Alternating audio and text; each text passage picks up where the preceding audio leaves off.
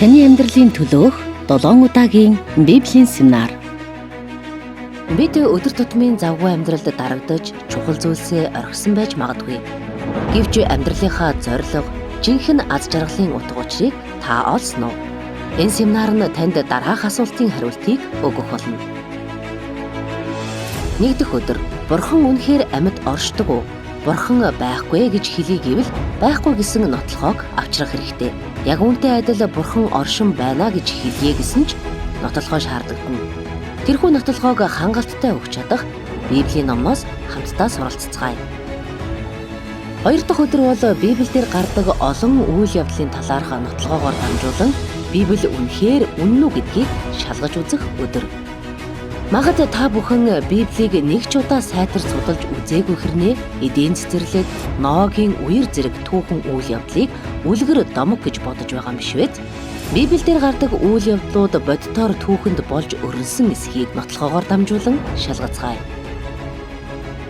Гурав дахь өдөр бол Бурханы сонгосон үндэстэн болох Израилийн түүх болон энэ нь бидэнтэй ямар холбоо хамааралтай болохыг мэдэж авах өдөр. Израиль Бурханы сонгосон үндэстэн мөн эсхийг юугаар мэдэж болох вэ? 2000 жилийн турш тарж бутарсан тэд 1948 онд тусгаар тогтносон гэдэг гайхамшигтай Израилийн түүхэн дунд Бурхан хэрхэн ажилласан талаар мэдэж авцгаая. Дөрөв дэх өдөр, цаашдын хүн төрлөختний түүхэнд юу тохиолдохыг, хүн төрлөختний түүхэнд төгсгөл байгаа эсхийг сурах өдөр.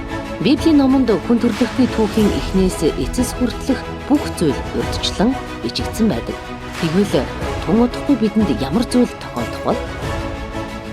5 дахь өдөр бол үхлийн дараах ертөнц оршин байгаа эсхийг шалгаж, Бурханы өмнө өөрийнхөө хэн болохыг, үхлийн дараа Бурхантай уулзсан хүнд юу тохиолдохыг мэдэж авах өдөр. Хүн бүр ганц удаа үхдэг. Харин үүний дараа юу байгаа бол? 6 дахь өдөр бол Есүс гэж хэн болохыг сурах өдөр. Манай эртний өмнөх болон манай эртнийг хувааж буюу мэндэлсэн өдрөөр он тооллыг эхлүүлсэн нэгэн хүн. Есүс гэж чухам хэн болоод өнөөдрийг хүртэл олон хүнд ингэтлээ нөлөөсөр байгаа вэ? Мөн тэр нэгэн надтай ямар холбоо хамааралтай болохыг мэдэж авцгаая.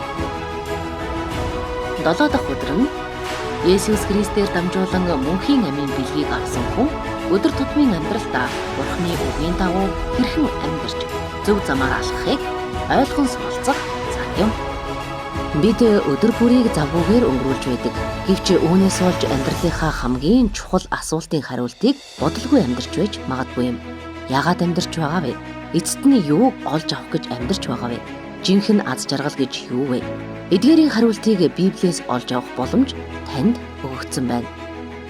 Цаашдын амьдралын тань төлөөх 4 өдрийн хугацааг энэ семинарт зориулж үзээрэй. Таныг Библийн семинарт урьж байна.